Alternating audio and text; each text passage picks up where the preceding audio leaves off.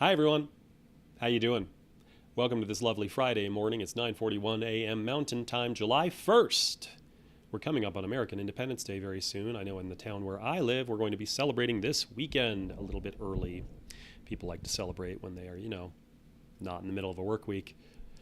Uh, let's take a look at some of the things going on in crypto Twitter and Reddit and headlines. Let's dive in. Oh, we're already on this, aren't we? I started right on the split screen. Starting off with a meme from Kobe. If you're not familiar with Kobe, he's a good one to follow. He is an analyst and commentator in the crypto space who's probably best known for his sense of humor, but he's also just always on top of things. And this is a pretty straightforward meme. Jerome Powell, head of the Federal Reserve. Let's zoom in on that, can we? Yeah. Q1 2021. Quantitative easing won't cause inflation. Quarter 2 2021. Some inflation, but transitory. Quarter 3. Okay, high inflation, but we're peaking. Quarter 4. Okay, inflation might not be transitory, but the job market and wage growth are very strong. Quarter 1 2022. We need to hike aggressively to curb inflation, but no worries, economy is very strong and soft landing is possible. Quarter 2, which we've just concluded. Negative growth in Q1, but no recession risk. If you can't tell, if you haven't picked up on the theme either in this meme or in IRL, this person is lying to you. They have every incentive to lie. They will consistently lie to you.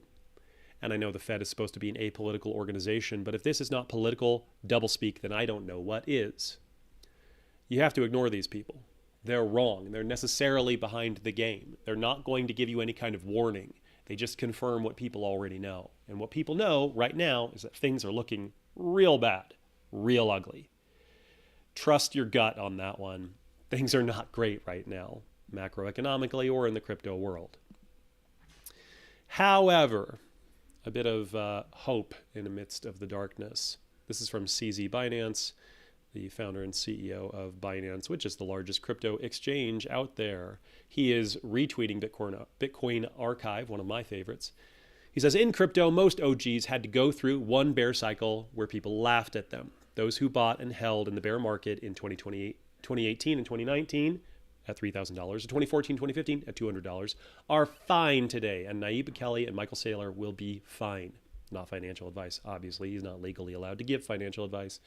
Nayib Bukele, the president of El Salvador, is saying thank you for selling your Bitcoin cheaply to me. El Salvador is buying the dip. So is Saylor. Bukele, I don't know much about Bukele as a politician per se, but as a Bitcoin believer, he's a believer. He has drunk the Kool-Aid. I know that's a negative euphemism. Can I find a positive version of that? He's a true believer. He knows that this is a transformative technology and network and social technology. Bitcoin is better money. So thank you for selling cheap. And we have historical examples of this. CZ is saying most OGs had to go through a bear market, a bear cycle where people laughed at them. Let's look at one of these OGs, Tim Draper. Are you familiar with Tim Draper? He is a Silicon Valley investor and an OG, not just in Bitcoin, but in venture capital. He's real OG. He's been around for decades doing this. 8 years ago, Tim Draper paid $18.7 million for Bitcoin, now worth $500 million. Now, right now, today, at our low point, Bitcoin is currently at $19,352. Ethereum is at $1,057. And my favorite micro cap. Why do I insist on saying this every live stream? I always get it wrong. Micro cap token, Giddy, is at 6.67 cents. Everything is up ever so slightly from 24 hours ago. Not much, about a percentage point.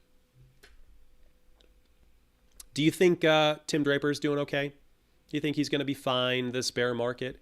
It's because he tolerated the last bear market and the one before that. He believed in Bitcoin before other people. You have to go through a cycle where people laugh at you. And this is a mistake I made. People didn't necessarily laugh at me, certainly not to my face, when I was enthusiastic about Bitcoin and told them about it years ago. But they ignored me, and they seemed to by their behavior, exhibit that they didn't think this was important. I did. I thought it was really important. I thought it was fascinating. I thought it was disruptive.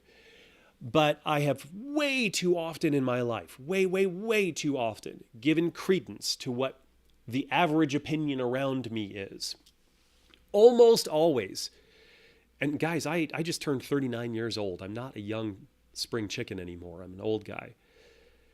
It has taken me this long to realize that, like, I was right and they were wrong almost every time. I just read a book called Don't Trust Your Gut by a guy named Seth Stevens-Davidowitz. It's a great book. I highly recommend it. He talks about a number of different ways where conventional intuition is consistently incorrect. And there are better ways to live happy, become rich, become famous, find success, all of these things. I do recommend the book. The title of the book is Don't Trust Your Gut.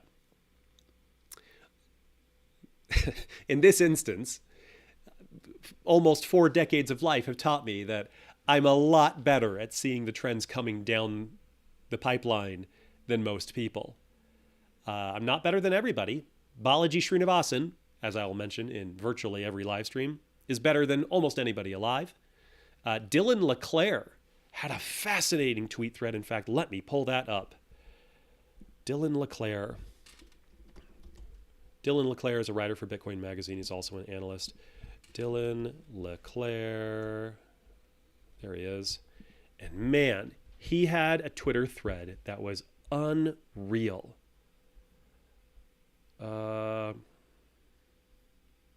He predicted basically everything that was happening with these Bitcoin lenders. And he started this thread May 11th, before things started to fall. If you go through this thread, first of all, he says, I predicted the downfall of UST and Luna. And he did.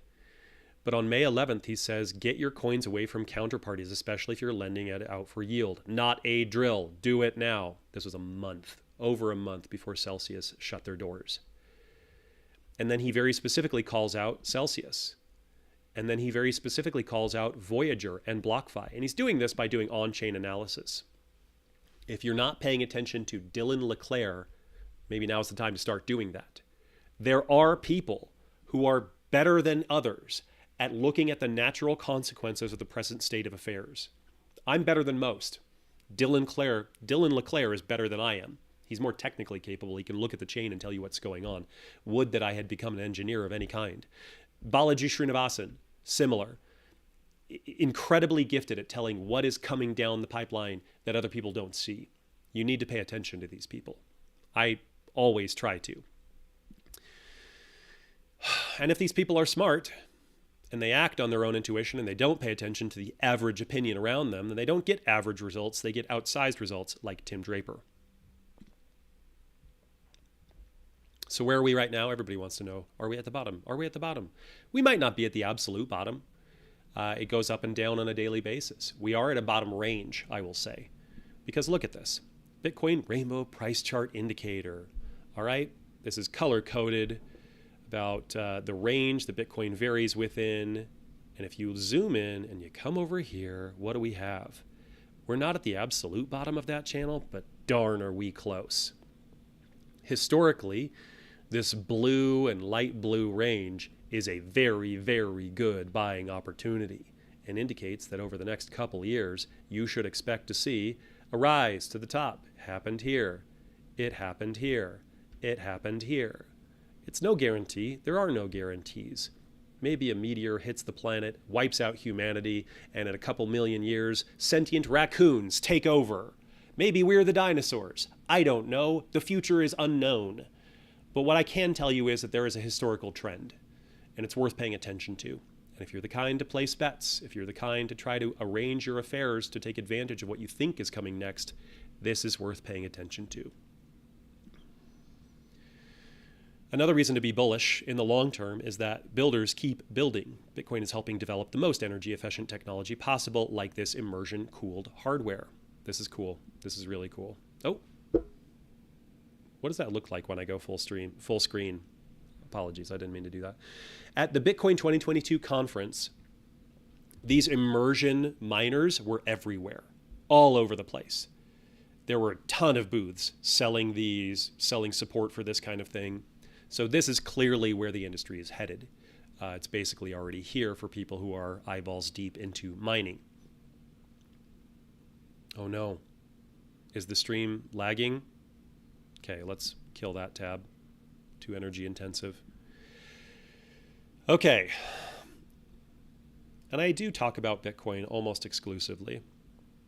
ETH's value relative to BTC peaked over 5 years ago. Considering it only achieved half that value in the most recent bull cycle, it would require a reversal of investor sentiment for it to surpass BTC in the next cycle. Everybody who talks about the flippening, I think they're deluding themselves. There's incredible value to be had in these ideas around Ethereum, smart contracts, NFTs, DeFi, etc. There's something there. And a lot of people are very excited and invested and interested. And in fact, Ethereum has the overwhelming majority of development in this space. But the base layer of actual money, ETH is not good at that. It's notably bad at that. It wasn't intended to be that. It wasn't originally built to be money. Now everybody says, oh, ultrasound money. ETH is ultrasound money. These people are hyping themselves into a frenzy because they want it to be true. It's not. It's flawed money, which we already have in abundance. There's lots of flawed money out there in the world.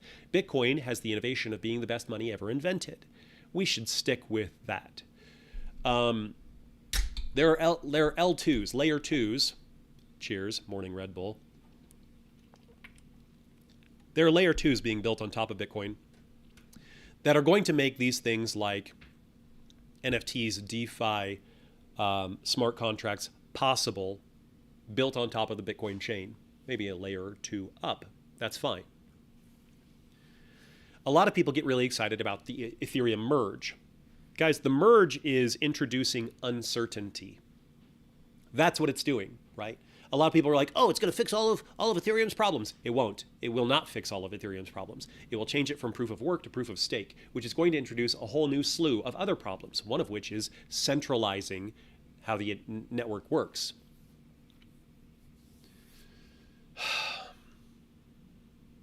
I'm not excited about Ethereum the same way I am about Bitcoin. I like the ideas in Ethereum. The execution, problematic from the start. I should do a whole scripted video about this, but look into it. I think you will discover that there are real problems with how Ethereum was founded, how it has operated, how the narrative has changed along the way. And this story that the merge is going to fix all the problems. Guys, the merge doesn't even purport to fix all of Ethereum's problems. It doesn't even pretend to. The Ethereum fees will not be affected, will not be solved, will not be helped. One of the major complaints of people who use the Ethereum network, it's not even addressed here. This is an ESG thing. It's supposed to be good for the environment, not good for you necessarily, not in any meaningful way. Moving on. I don't hate Ethereum. A lot of people think it's, the devil. A lot of people think it's the savior of mankind. I wish I had better language for this. I consider myself something of a pragmatist. I don't think it is as rock solid as its fans purport it to be. It's got problems that need to be engineered away, or it needs to be discarded and built from scratch on top of better money. Let's jump over to Reddit. Here's a question, and this is a valid question. If Bitcoin were to consistently rise in value over time, why would anyone ever spend it? Isn't this a problem for Bitcoin as a currency? I think this is a fundamental issue for Bitcoin as a currency. If it were to increase in value by a significant amount on a regular basis, even just 10% per year, why would anyone ever spend it? Okay, good point. However, the counterpoint that people often offer, Bitcoin is a deflationary currency. It increases in value. The US dollar is an inflationary currency. It loses value consistently. All right. One of the arguments for an inflationary currency is that people will spend their money more readily. And if something is decreasing in price, or rather their purchasing power against that thing is going up, then they won't spend their money. Let's look at something that has dramatically decreased in value over the last couple decades. Televisions. Ironically, this is an example that is used when people talk about inflation. But even a casual observer can tell that this doesn't hold up against reality. Televisions have dropped in price dramatically. I remember when I was in high school, a little over 20 years ago, going to a high-end big box retailer that sold electronics. There was a television, a big one, I don't remember how big. It struck me as absurdly large, worth $20,000. They were selling it for $20,000. Yikes. I'm quite certain that that same TV, actually a TV much, much better than that, can be had for less than 1/10 the price, maybe 1/20th the price today. Okay? TVs have consistently plummeted in cost to the consumer. Have people stopped buying TVs? Their purchasing power against TVs went up. So don't they want to hang on to their money if the purchasing power is always going up? Here's the reality, you guys. If you need to spend money, you're going to spend money. If you have to move when interest rates are high, then you have to move and buy a house. I think what deflationary currency might do is do away with wanton, mindless spending, senseless spending, excessive consumer behavior, buying stuff that's garbage as soon as it enters your home. I don't know about you, but I have 3 kids, and somehow plastic injection molded garbage makes its way into my house every single day. It's how our economy runs. The consumer market is largely manufactured garbage, meant to break down, meant to be useless shortly after entering your possession. I hate that. And I suspect, I can't confirm this, I don't totally know, but I suspect that a deflationary currency would change that dynamic. We would spend our money on robust goods because we know our money is more valuable than that thing. Where right now, money melts. It's designed to melt. And in fact, it is now melting at a higher rate than it has historically during my entire lifetime. I've mentioned before, I read a book recently called The Price of Tomorrow by Jeff Booth. It is about the power of deflationary currency and what our world would look like under deflationary currency. Conventional economic thinking says that inflation is controlled. Modest inflation is a good thing. I reject that. I think that inflation to any degree is deleterious and has a ruinous endgame. Change my mind. It's like that Steven Crowder meme. Change my mind. I think inflation is bad always and forever, anywhere it plays out. BlockFi is charging withdrawal fees. This person posted 3 hours ago. I moved all my USDC from my Earn to my custody wallet. I then made a transfer out of BlockFi to a private wallet, and they charged me $25 for an $80 withdrawal. I'm only bringing this up because I actually withdrew about $80 from BlockFi yesterday. It didn't charge me anything. It was free. So this is a policy that must have changed in the past 24 hours. Somebody else in the comments said they noticed the same thing today as well, 3 hours ago. So at some point in the past 24 hours, the BlockFi, which is in a very hard spot right now and is probably insolvent and will almost certainly be acquired in a fire sale, they started charging withdrawal fees, which previously had been free. What's up with Coinbase FUD? Says this poster on Reddit. First, we're seeing FUD that Coinbase might be insolvent, which is just plain ridiculous if you check their revenue. They're literally a money-making machine with all the fees from you apes. Okay. FUD, under the present circumstances, is pretty understandable. It's pretty reasonable. Celsius, BlockFi, Voyager. Those were not small names. They're not small players. They're getting wiped out. Celsius is almost certainly dead and might be purchased by Goldman Sachs in a fire sale. BlockFi is almost certainly going to be purchased by somebody like FTX or some other group in a fire sale. We're looking for similar, there's a lot of conjecture that Voyager will go the same way. What's up with the Coinbase FUD? Okay, they're not immune. They might survive this, but they're not immune to those same forces apply to Coinbase. Should I pay my BlockFi credit card, lol? Yes, you should. Good grief, guy. Pay your credit card bills. The credit card business of BlockFi is totally different from the lending business, and I suspect if the lending business goes under, the credit card business will continue to persist. In fact, it's basically white labeled. I have a BlockFi card. I've used a BlockFi card. That's what I was withdrawing yesterday, is my Bitcoin rewards from using my BlockFi card. And the company that actually administers that, it's all white labeled. It's a company here in Utah that actually does this. It's not BlockFi proper. You call customer support, you get somebody in Sandy, Utah, under a completely different name. It's not BlockFi. It's all white labeled. Here's a funny picture of Jeff Bezos on Space Mountain alone. Is that real? Good grief. Sure looks like him. I bring this up to say this one thing, you guys. All of these wealthy people that we're jealous of, speaking for myself, Jeff Bezos, Elon Musk, Mark Zuckerberg, even just multimillionaires, people who've made, 7, 8-figure, 9-figure fortunes in crypto or tech. I wish I had that kind of money. I wish I had Jeff Bezos's money. But there is no amount of money in the world that would make me want to be Jeff Bezos. You couldn't pay me enough money to be Mark Zuckerberg. And frankly, these people got their money by being who they are. So it's a package deal. You don't want to be these guys. I understand wanting what they have, but you don't want to be them. I saw Elon Musk speak at South by Southwest in 2013 or 2014, and I distinctly remember from watching him on stage and thinking, man, he's probably a terrible father. And recently, a child of Elon Musk who has undergone a gender transition is basically changing their name and more or less severing all ties with their biological father. They don't want anything to do with him.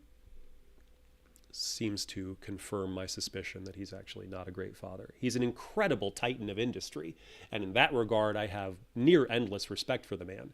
But what he has sacrificed to accomplish that is everything in his personal life. Not worth it. Not to me, anyway. El Salvador buys 1.5 million, says, thanks for selling cheap. We already noted that earlier. Nayib Bukele. There he is, the man, the myth, the legend. Monero, you've heard me talk about Monero before.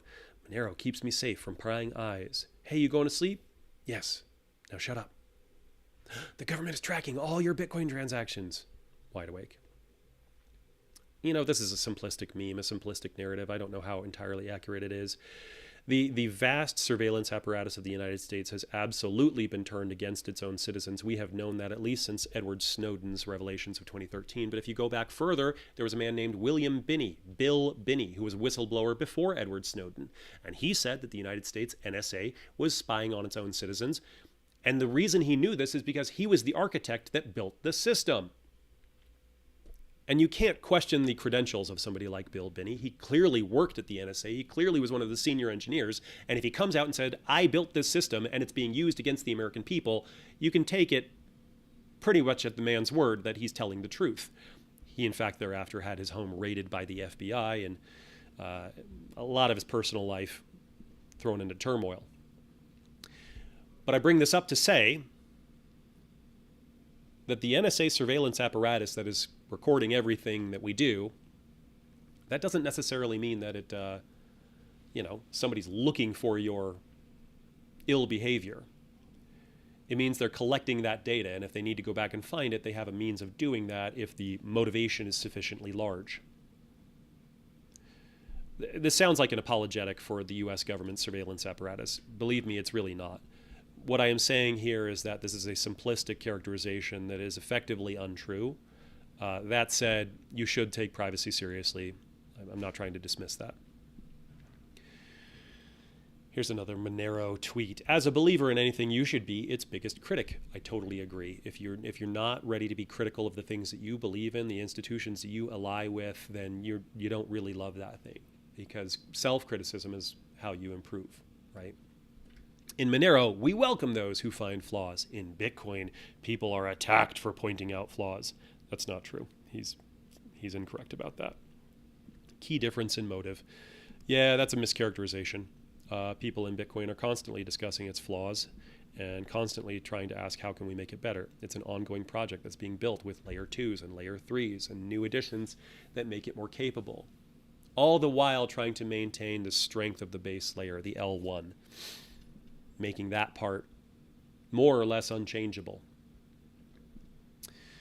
Team, I'm going to do another live stream today. What? 2 live streams in a day? Austin, why? Well, I've got a good answer. I'm so glad you asked. It is because I have finally gotten the parts that I need for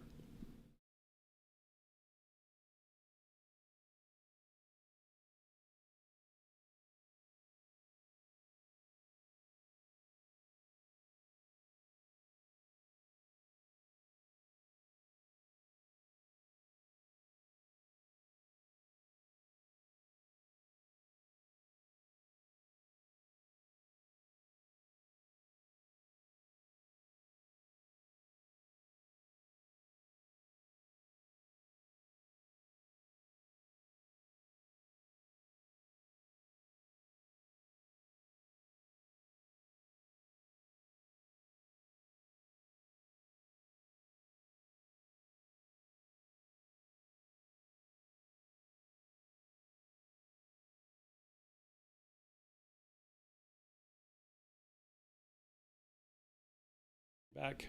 All right, team. That's what I got today. Oh, man. I need a new laptop. This stuff lags. Let me know down in the comments what you would like to talk about in the future. We will address it in a future video. What are your thoughts, hopes, fears, dreams, ambitions? Let me know down below. We'll talk again soon. Thanks, team.